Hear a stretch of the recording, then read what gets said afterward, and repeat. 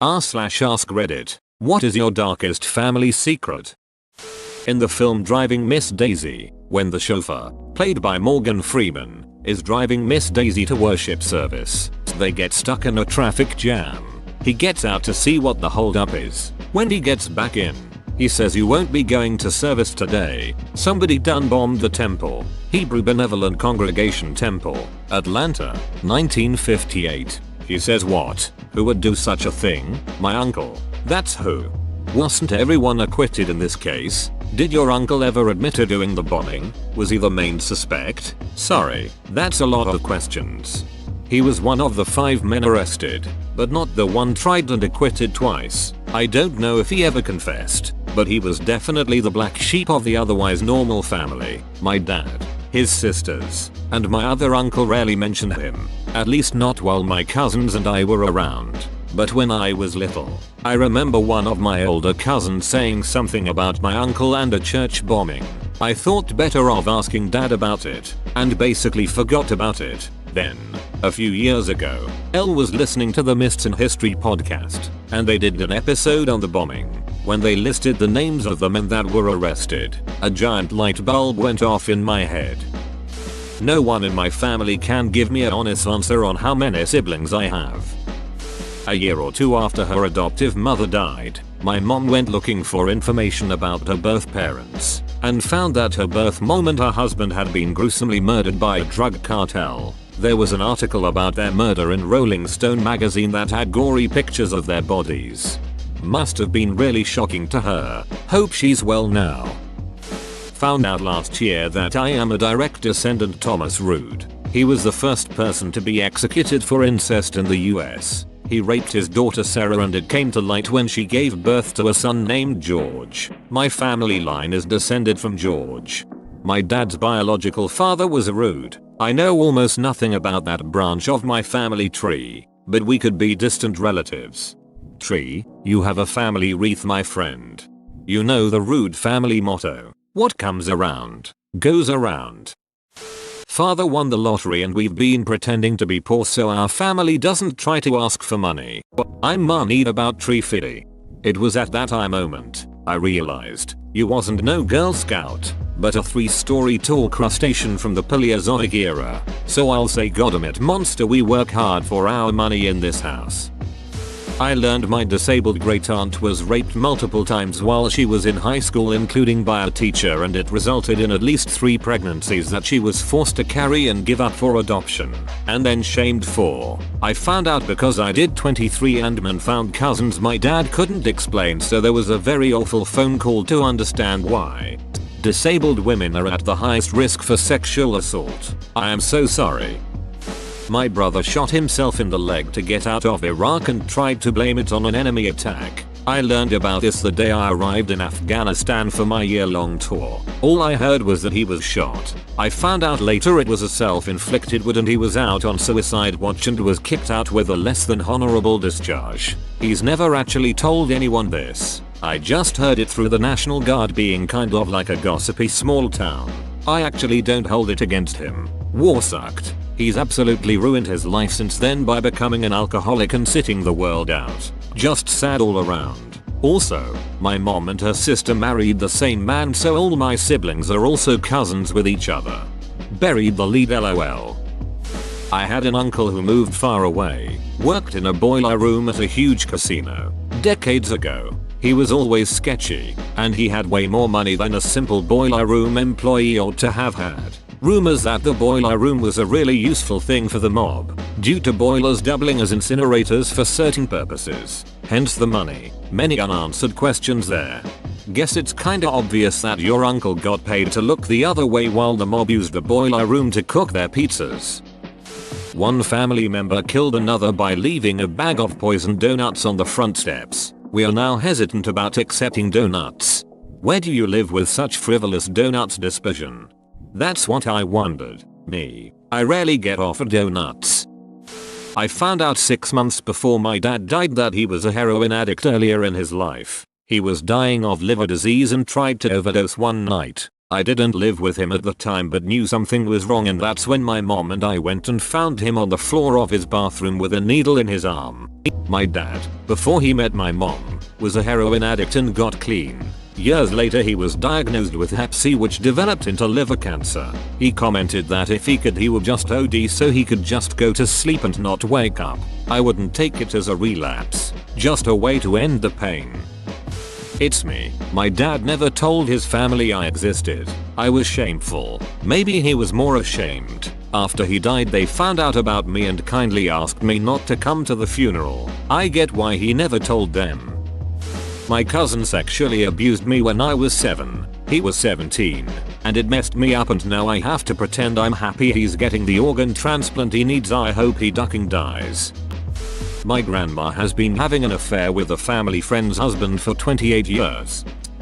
My great-great-grandmother had a black father and was considered really taboo in the 1860s. My great-grandmother is 98 years old and was telling us about a guy who was black and absolutely adored her in the 1920s and early 30s and would come over to play with her, but the family had to keep it a secret as he was black and she was white. Story goes that her grandmother married her grandfather. My great-grandmother's mom had to pretend that he worked as the help on the farm in South Dakota when he was really his father. She told us about it when my grandfather did a DNA test and it came back that he was part black and had black family members. We only found out last year.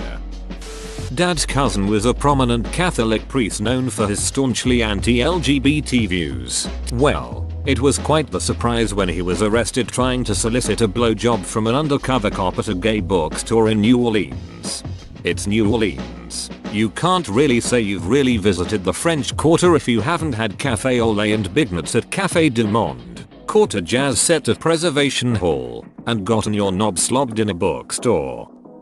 I wasn't going to answer this, but here I go. There was a man who was my grandmother's brother. My sister and I referred to him as Uncle Jay. Well, Uncle Jay was a weird dude, but then again my family on that side always seemed a bit out there. I found out many years later after he died of cancer that he was a rapist and no one in the family wanted to acknowledge it. He raped my mother and some of her cousins. Now we spent some holidays in the house that he lived in and he was always drunk, but I'm honestly ducking irate that my mother didn't keep us away from someone like him.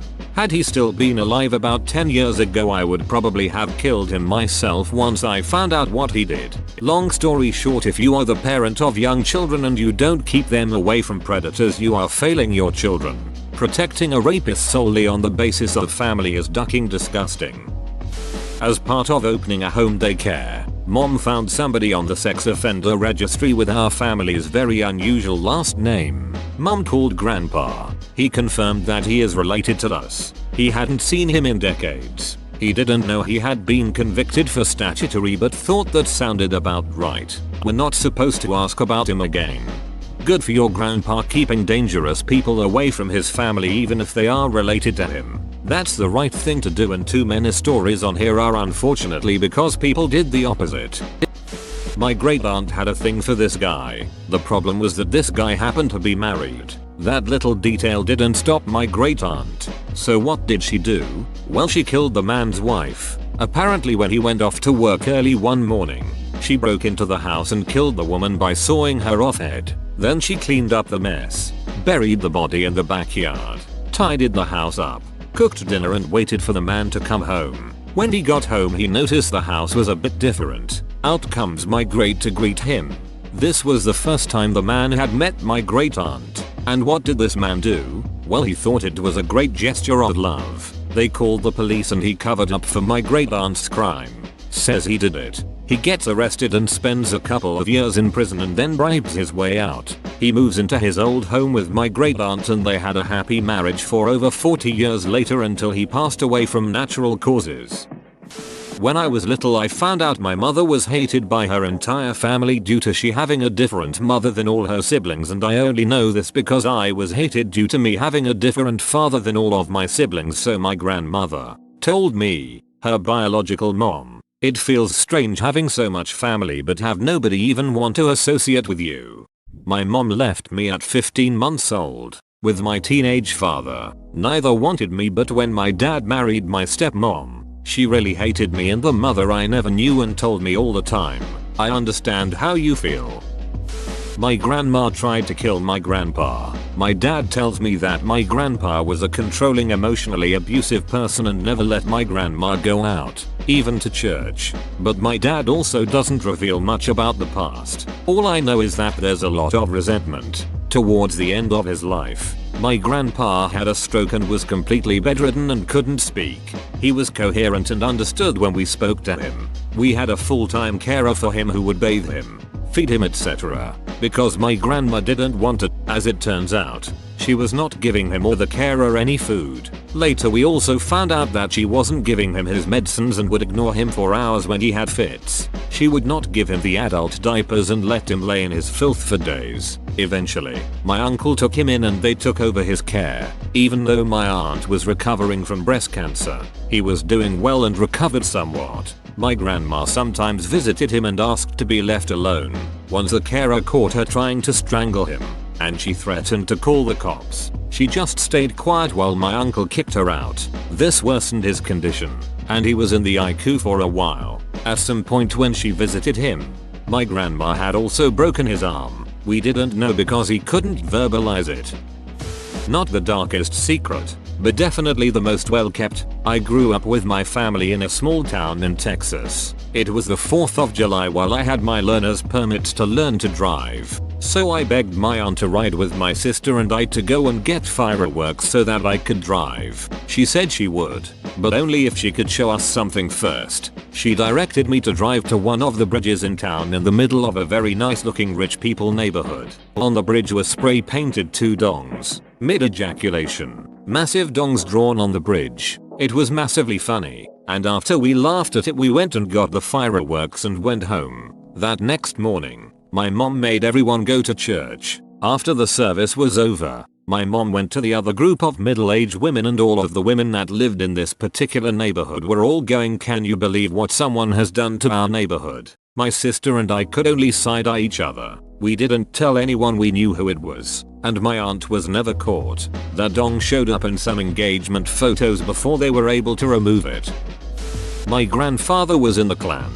My great-grandfather was not only in the Nazi party, he was in the SS. He was killed in the war and my grandfather was adopted since his whole family was ripped apart. It's crazy to think how just a few generations can change so much, but still stay the same. Edit. I meant culturally things can stay the same.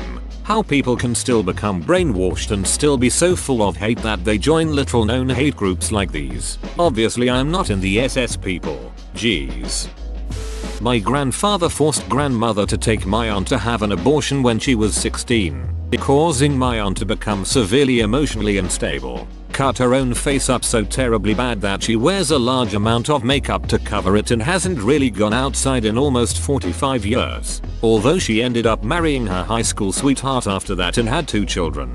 From what I know she never forgave either of her parents. I only very recently learned this. I guess she didn't understand because my grandparents were married at 16 with child, which caused my grandmother to be excommunicated from the Catholic Church because she was already married. This part I was confused about. She was married at 15 to another and traveled to California to get a divorce and elope with my grandfather, who then immediately joined the Navy to fight in World War II Pacific Theater. Only recently I guess the church decided divorce is okay and she's allowed back into heaven now.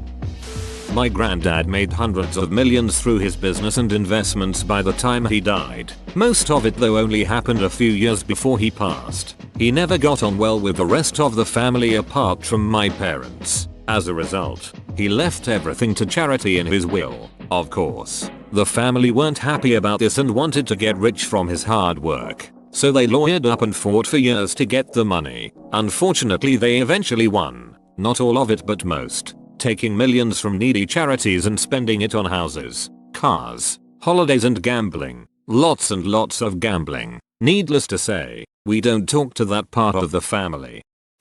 Whoa, you made it to the end? You're a ducking beast. I'll cut you a deal. Smash like and subscribe for more curated content, bruh. It's free and that's a great price.